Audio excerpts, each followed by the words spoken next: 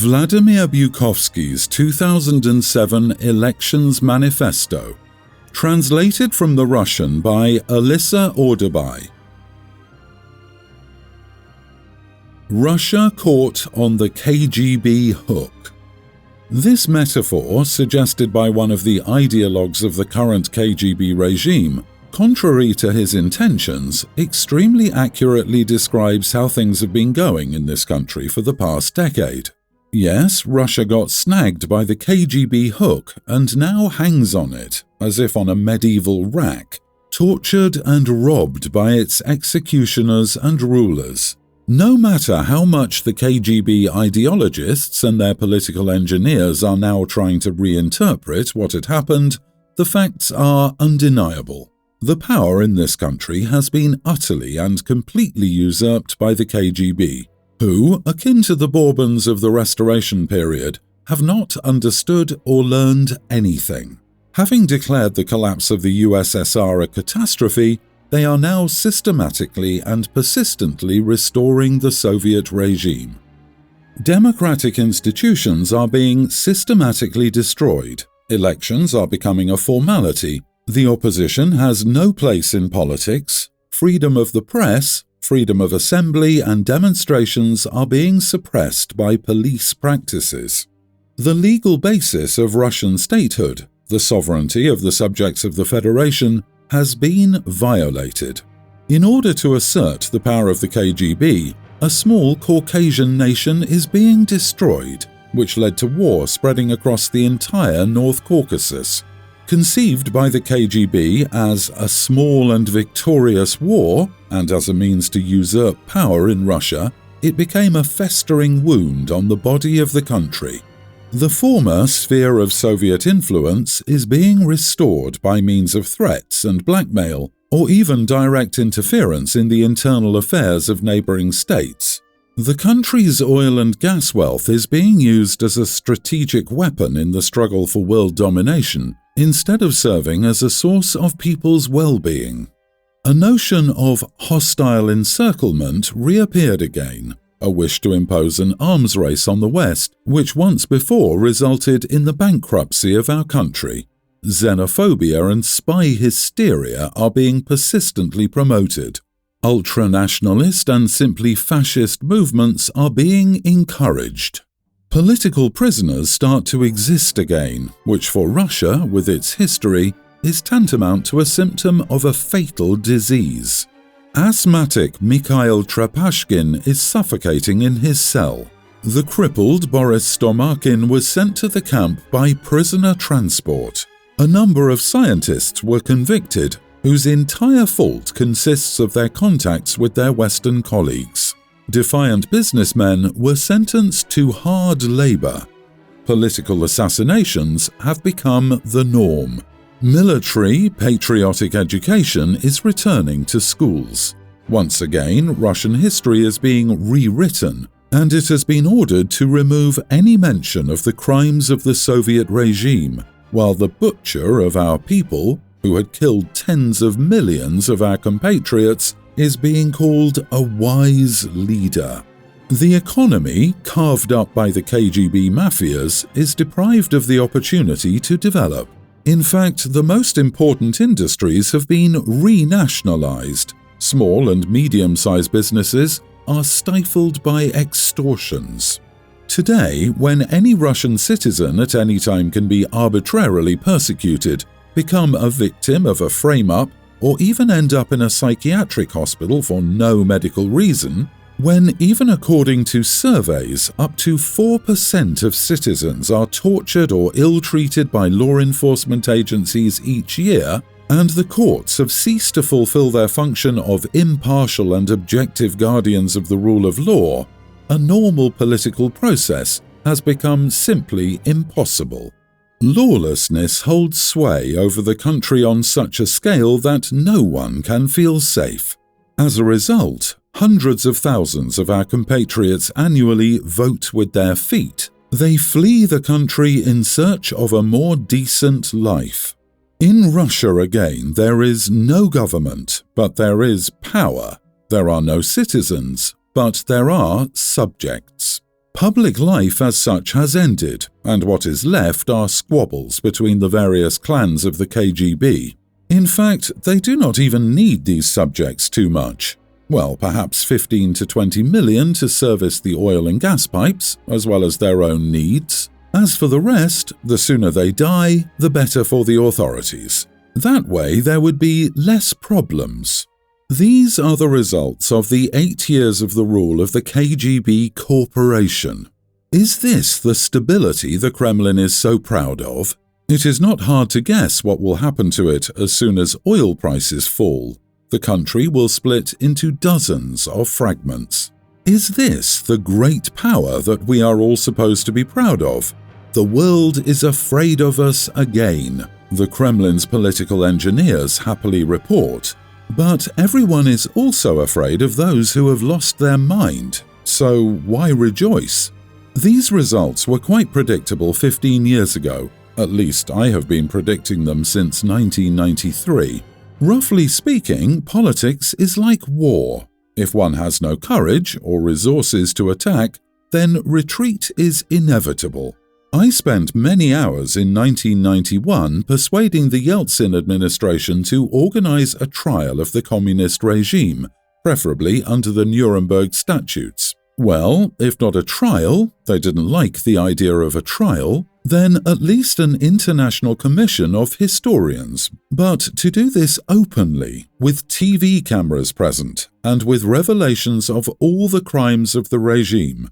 I have managed to persuade everyone, even Bakatin, the then head of the KGB, but Yeltsin resisted. Either he was afraid for his own position, after all he was a former candidate for membership in the Politburo, or he really did not want to rock the boat, as he told his assistants, but the initiative was blocked.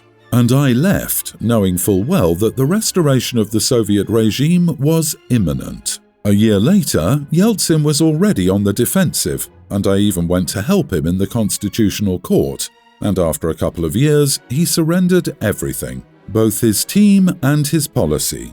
I stopped visiting Russia. I didn't have the stomach to witness this disgrace. And soon they blocked my entry into the country. They stopped issuing me visas. After 1993, he was no longer the master of his own house, becoming a hostage of the Siloviks, security chiefs, and I had no business being there. The restoration became inevitable. However, I am far from blaming Yeltsin alone. After all, the Russian society at the time sharply opposed such a trial, and the West in every possible way blocked our efforts, labeling them a witch hunt. Well, here the witches came to life. Now they hunt us, and the West won't know what hit it. Without a doubt, had we begun then, in 1991, the process of decommunization, had carried out our own Nuremberg, the KGB could not have recovered so quickly and seized power. Indeed, in order to catch the country by its hook, they put in time and perseverance to drill several myths into the people's minds, counting on the fact that the people had no understanding of how the communist system used to work. Myth number 1. The Democrats destroyed the Soviet Union and everyone's circumstances deteriorated. This one phrase contains so many lies that several volumes would not be enough to dispel this myth. First, the Soviet Union collapsed on its own, under the weight of its own stupidity. One should be surprised at how long it managed to exist with its idiotic construction of communism, its state planning committee, its socialist competitions, collective farms and political studies. It was doomed from the start, since it had originally been created not as a normal state, but as a springboard for the forthcoming world revolution. And as soon as it became clear that this revolution was not coming, the Soviet Union was doomed to die. Lenin understood this and urgently introduced NEP, New Economic Policy. Stalin tried to force the world revolution, bringing it to Europe on the bayonets of the Red Army. All subsequent rulers desperately tried to somehow save this unviable system through reforms.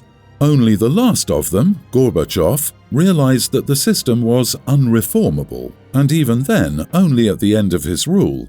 Nevertheless, they all continued to wage their class war on the world of capital until the very end, which in the post-war years was expressed on the one hand in the arms race, on the other in the creation and maintenance of thugs throughout the world, liberation movements. Both required colossal spending, and to this the cost of running the empire, that is, maintenance of those same non-viable socialist countries that the Soviet Union had spawned all over the world, and it becomes clear that the collapse was inevitable. Simply put, the USSR went bankrupt, broke down, because its economic base was too small for its global ambitions. Gorbachev's perestroika only accelerated the collapse, but it was not its cause, no matter what legends are now being composed about his betrayal. It is all the more absurd to attribute this event to the evil will of the so-called Democrats, that is, the Yeltsin administration. Yes, the country was going through a deep crisis. Everyone's circumstances took a turn for the worst. But why blame people who just came to power, and not those who have been leading the country into this crisis for 73 years? The Democrats only inherited a country practically destroyed by the communist rule. They did not destroy 40 million of their compatriots, the cream of the crop of Russian society. They did not exterminate 10 million of the best peasants. They did not invent the collective farms. They were not the ones who unleashed the Second World War with its gigantic destruction.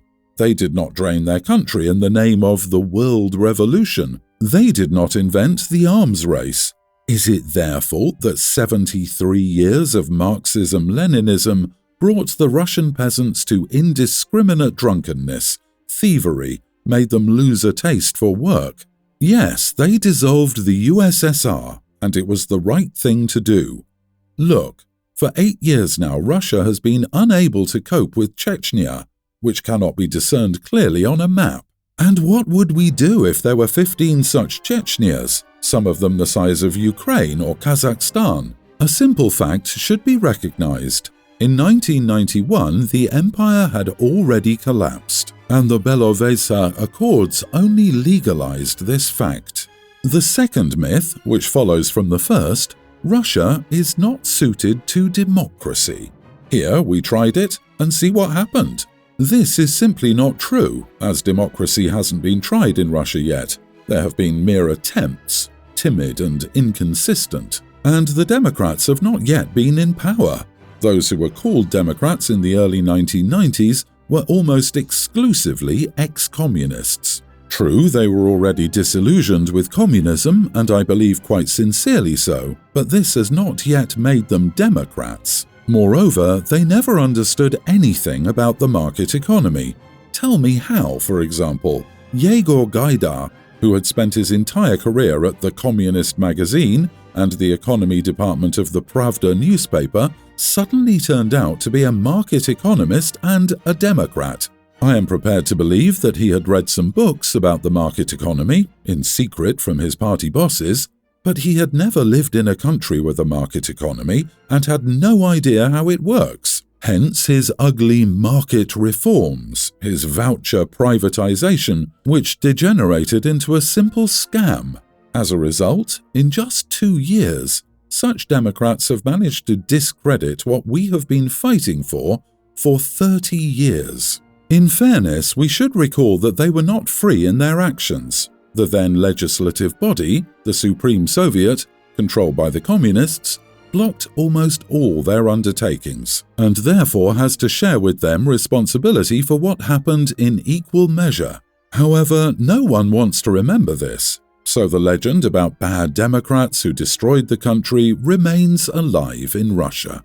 Finally, this experiment lasted only a couple of years. This is a mystery. Communism reigned in our country for 73 years, and a very controversial experiment with democracy lasted for only 2 years. But we have now firmly decided that we are not suited to democracy, while somehow not being able to decide anything about communism. Myth number 3. It's the Democrats' fault that Russia has collapsed into an abyss and would have perished there if not for the honest, courageous people, statesmen who their entire lives selflessly serving the motherland, i.e. the KGB men, who managed to save the country teetering on the brink of destruction. It would seem that in Russia, where there is hardly a family where someone had not suffered at the hands of the state security, such a statement should have made people laugh in unison, or should have even caused an explosion of indignation. The KGB and their political engineers are lying. They did not serve the motherland, they served the party. And the KGB was created, as Lenin put it, to serve as an armed detachment of the party, and the task was set to them to protect the party from the people, to maintain the party's power over them. They were the ones who tortured and shot millions of our compatriots on the orders of the party. They also dispossessed them, drove the peasants into collective farms and into the gulags. Even in comparatively vegetarian times, after Stalin's death, what was the secret police busy doing? Jews were being imprisoned for wanting to leave for Israel, and the Volga Germans were being imprisoned for wanting to leave for Germany. The believers were being imprisoned for gathering for prayers, and the intelligentsia for distributing samizdat. What national interests did all this serve? Unfortunately, the cheap KGB propaganda film, The 17 Moments of Spring, made a strong impression on many people. But we, who live in the West, know perfectly well the character of the Soviet spies stationed abroad, who, while operating under protection and risking nothing at all, were busy cashing in on buying and selling vodka, caviar and cigarettes, and reporting the contents of the local newspapers to their center. So it should be noted that the KGB corporation, posing as the saviors of Russia, was actually the one that contributed to the country's collapse in its capacity of the watchdogs of the Soviet regime more than anyone else. The only time they failed to fulfill their function was in August 1991. None of them dared to risk their own skin for the sake of saving the rotten communist regime. They didn't even intercede for Felix, the statue monument to Felix Dzerzhinsky, who led the first two Soviet state security organizations, the Cheka and the OJFU, establishing a secret police for the post-revolutionary Soviet regime. Translator. Now, their political engineers are trying to present the case as if Russia perished in the 1990s without any participation on the part of the KGB. But after year 2000, it reawakened under their wise leadership. In reality, throughout the 1990s, the KGB corporation has been preparing to seize power, promoting its people into the administration, into the Duma, and into big business, and even into organized crime. Was it not them who organized the first gangs which racketeered businessmen so that the latter would then turn to them for protection? Was it not them who sabotaged the democratic reforms in the Supreme Soviet and later in the Parliament? Were it not their protégés who became the very oligarchs whom they later wiped out? Was it not them who provoked both wars in Chechnya in order to become much in demand? In a word, paraphrasing Lenin's words, they supported Russia when it was falling, like a rope supports a hanged man. Let's call things by their names directly. The KGB corporation clandestinely prepared and carried out the coup d'etat, and having come to power, they returned to their traditional occupation, detaining and to restraining. They regard the restoration of the Soviet regime, under which they lived so well, as a blessing for this country. Not realizing that the collapse of the Soviet system was inevitable, they now try to imitate it, both inside the country's borders and outside. It is not difficult to predict that they will end up the same way as their predecessors. They will lead the country to disaster, and they themselves will again escape responsibility.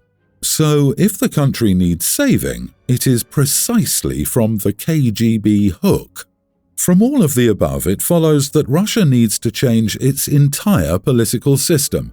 Everything that the KGB has done over the past 8 years needs to be redone or cancelled.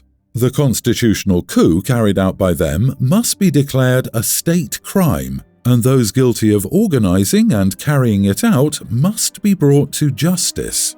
It is necessary to investigate all the crimes of the Soviet regime and its heirs. First of all, the crimes of the leadership of the Communist Party and the KGB FSB on the basis of the Nuremberg Statutes. All the crimes of the regime must be revealed and made public. At the same time, legal guarantees must be developed against the possibility of restoring the old regime or its elements. The most important of these should be the lustration law, which prohibits former members of criminal organizations from holding government and elective office. Without this, it is impossible to move on to the next step, the establishment of democracy and a market economy, without fear of sabotage. Unfortunately, in the 1990s, no one explained to the people of this country that neither one nor the other could be created without radical revision of the foundations of relations between people and relations between organizations, both private and public. Speaking about the Germans, Winston Churchill once said, "The Germans are always either at your feet or at your throat." This is why a stable democracy has not been established in Germany for so long. Due to our difficult history, something similar happened to us too. As they joked in Soviet times, "When you are the boss, I am a shit. But when I am the boss, you are a shit." Translating this saying into civilized language, we do not have a habit of relating to each other as partners. This became especially clear during the 8 years of the KGB rule, due to the particular nature of their profession, and led to the destruction of the legal basis of the Russian statehood. There was no need to abolish the election of governors. On the contrary, it is necessary to actively develop local self-government, without which neither democracy nor statehood is possible. A totalitarian state is built from top to bottom and therefore eventually falls apart. The democratic is built from the foundation, and because of this, it can exist and develop in a sustained way. In a totalitarian state, the top controls the bottom. In a democratic state, lower classes control the upper classes, and control over power always remains in the hands of society. The current electoral system in Russia is a mockery of elections and a mockery over voters. Elections should be held on the basis of a majoritarian system, in single-seat constituencies. An elected representative should represent his voters and be accountable to them, and not to the party that nominated him. Parties can and should play their role in the life of society and parliament, in accordance with the laws on freedom of association. However, in elections, party representatives should not have privileges over independent candidates. In addition, the notorious vertical of power is only breeding more and more corruption, which there was enough of without it. Naturally, the more officials there are, and the more officials have power, the more corruption we are starting to have. It is highly impossible to fight it in the conditions of today's vertical Russia. Administrative measures to combat corruption have always been the least effective, since they leave the bureaucracy to combat itself. This is especially impossible under the conditions when free press is suppressed, which is the most effective means of fighting corruption. Today, any journalist who has exposed corruption can go to jail on trumped-up charges, to an insane asylum, or even just get shot. Therefore, the first measures to combat corruption should be precisely the destruction of the vertical of power, a sharp reduction in bureaucracy, a revision of the existing legislation in order to reduce the role of an official in the daily lives of citizens, and, if possible, a revision of laws which require all kinds of permits to be obtained from the officials.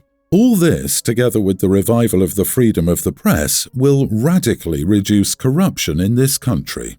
In democratic countries, conservative parties often campaign under the slogan "law and order." Over the past decades, we have developed a strange notion that one is incompatible with the other.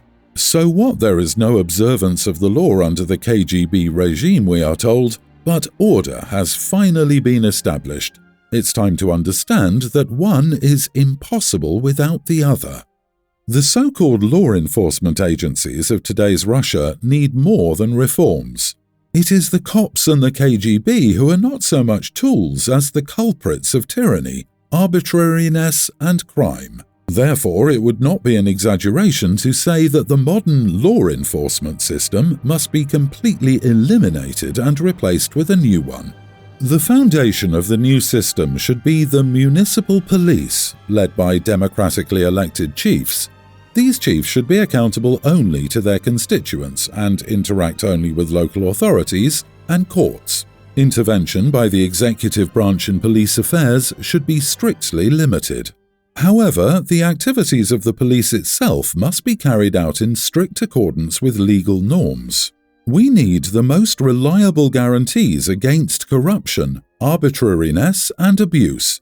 It is better to let an offender evade punishment than to let a cop make travesty of the rule of law. The Ministry of Internal Affairs, the FSB, and other security services must be completely disbanded. If necessary, special police services at regional and federal levels can be created on a new basis and with strictly limited powers. But, like the entire state system, police structures should be built from the bottom up, not from top to bottom. The heads of regional and federal police services must be elected. All these services should remain as independent as possible from the executive branch. Naturally, the reform of law enforcement agencies should go hand in hand with judicial reform. The full independence of the judiciary must be ensured and its powers expanded. The judiciary needs to restore the independence of judges, the election of justices of the peace, and a much wider use of the jury in trials. It is necessary to expand the authority of the human rights commissioners, as well as other public institutions which supervise and administer the rule of law. The slave-owning principle of army drafting, universal conscription, should be abolished. The size of the army must be radically reduced, become professional, and should be formed on a contract basis. Russia's economic prosperity, organized by the frugal KGB government, is a myth. The point here is not the KGB, but in the extremely favorable situation on the world market for oil and gas exports.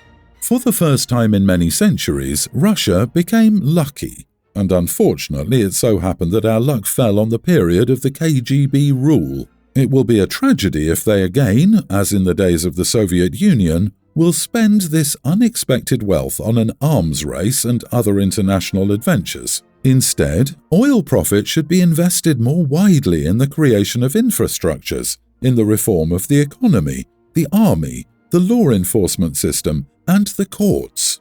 But no, the KGB will flatter its own sore ego butting with America, while highways and roads, just like in the 19th century, are widely missing, and in some places, the electricity is missing too. The current rulers are sitting on hundreds of billions of their stabilization fund, which for some reason they keep abroad. And what exactly are they stabilizing by this, besides their pride? Even the ruble has not yet become convertible. Instead, they carried out an expensive PR campaign to improve the image of the ruble, banning the entire country from mentioning any foreign currency. At this point, this begins to resemble some kind of voodoo economy. It is unacceptable when the entire economy is based on the extraction of energy resources and the country is turning into a raw material appendage. The oil bounty will one day cease. And what will we do then? However, within our country, in the economy itself, processes are taking place that can nullify our historical chance. As a result of the 8 years of KGB rule, radical monopolization took place, and in some areas of the economy, even renationalization. Experience shows that such developments is harmful to an economy, lead to a fall in profits, destroy competition, and consumer dictatorship in the market. The role of the state in the economy should be minimized, and the activities of large business should be curbed by anti-monopoly legislation. This legislation should be developed, and not only at the federal but also at regional levels, and strictly implemented. It is well known that small and medium-sized businesses contribute much more to the well-being of the population than large ones. They increase employment, expand competition, and flexibly adapt to the needs of the consumer. It is this type of business that is now in a complete enclosure, crushed by bureaucracy, extortions, restrictive legislation. One can see a simple principle at work here. The more bureaucracy there is in a country, the smaller the middle class. It is necessary to promote the development of small and medium-sized businesses in every possible way. Another KGB legend is that Western countries dream to destroy or weaken Russia. Sometimes such statements of Russian leaders sound just like Gogol. Everyone feels flattered by an opportunity to offend a poor widow. Having lived in the West for 30 years, I can guarantee that there are no such sentiments here, neither in society nor among governments. Even now, when Russia again behaves like a street bully and is trying in every possible way to cause tension in foreign relations, this does not cause hatred or anger toward the Russians. People here shrug their shoulders in bewilderment, not understanding the reasons for such vitriol of the Russian authorities. On the contrary, the majority here would like to see Russia strong, since a strong partner is always more desirable than a weak one. Unlike Russia and the pre-war Germany, the leading Western countries have long been accustomed to building their relations on the principles of partnership. It's time for us to get used to this too. The cold and hot wars of the old regime must become a thing of the past. In its foreign policy, Russia should not be looking up to dictatorial and totalitarian regimes, but to developed democratic countries. Interference in the internal affairs of neighboring states and subversive activities against them must be stopped. It's time to drop the concept of Russian sphere of influence from the political vocabulary. It is necessary to establish peace with the Chechen Republic and establish a stable Russian-Chechen border. Russian troops must withdraw from the North Caucasus. The future fate of the Caucasian republics must be decided on the basis of self-determination of nations and other principles of international law. One can continue this manifesto indefinitely, writing down every aspect of life point by point. However, an election program is not a wish list. A program is a promise which one solemnly makes to the voter. I cannot give far-reaching promises, since their fulfillment depends not so much on me as on you. Changing the political system is a daunting task in itself, and being up against a ruthless and insidious adversary who has been strengthening its position for 8 years makes it generally infeasible. We need a miracle, and only mass declaration of the will of the people can become such a miracle. We don't know if this will happen or not. All we can do is try and hope. Skeptics are telling us that the approval rating of the current government is too high and the population is too apathetic. Is this so? The alternative we offer is completely black and white. For the first time in the electoral arena, a Russian citizen will face a choice: vote for a prisoner or vote for a cop. In the country of the Gulag, where of course there are more former prisoners than cops, I cannot imagine that they would prefer a cop. There are no prisoners who would like to live in the red zone, labor camp where power of the prison authorities has no limits. Translator. The past 8 years have shown everyone what the cops' power is leading to. Do you want this to continue? Do you want your children and grandchildren to tremble with fear when they see a police uniform? Are you ready to pay extortion money to every bandit in uniform who knocks on your door? Will you continue to meekly hand over your children to the army to be slaughtered by Moloch? Give them up for torture and humiliation in the new gulag and psychiatric hospitals? Will we continue running away from those in power as it's been happening century after century, to Siberia, to the Don, to distant lands? Will we continue hanging on the KGB hook? Or finally, will we decide to defend our homes from these latest in a series of invaders? If so, here's your chance. And I'm afraid, the last one.